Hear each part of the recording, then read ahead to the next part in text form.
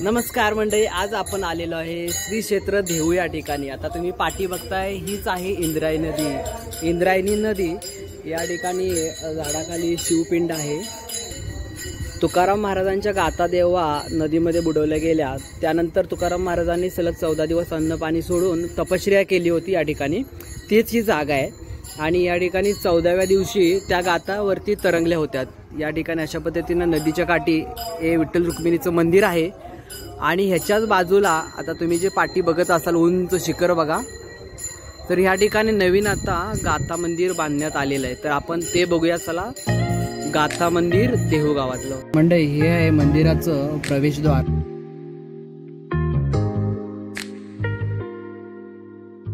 तर गाथा मंदिरामध्ये प्रवेश करताना अशा पद्धतीनं एंट्रन्स आहे आणि समोर दोन्ही साईडला 2 हत्ती लावलेले आहेत आणि वरती पायऱ्या चढण्यासाठी।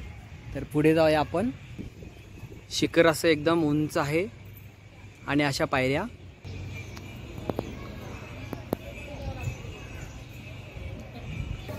मंदिराच्या आतमध्ये अशी मस्त अशी डिझाईन केलेली आहे आणि समोर तुम्ही बघू शकता तुकाराम महाराजांची मूर्ती आहे आतमध्ये। तर अशा पद्धतीने मंदिर आहे। मंदिराच्या बाजूला या ठिकाणी बसायला खूप सारी जागा आहे आणि परिसरामध्ये खूप सारी अशी अजून प्लॅन आहेत, बऱ्याच गोष्टी करणार आहे संस्था। आता आपण दोन्ही पण मंदिर पाहिले। तुला जुनं मंदिर आवडले की नवीन मंदिर?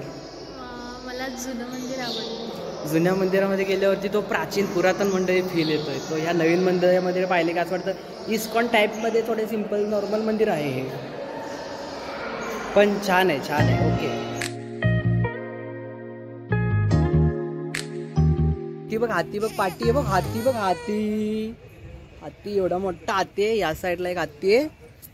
तर मंडळी, चला, अशाच प्रकारचे व्हिडिओ पाहण्यासाठी आपल्या ओजेसी महाराष्ट्र या यूट्यूब चॅनलला सबस्क्राईब करा आणि बाय बाय। भेटू परत एकदा अशाच नव्या व्हिडिओमध्ये। जय महाराष्ट्र।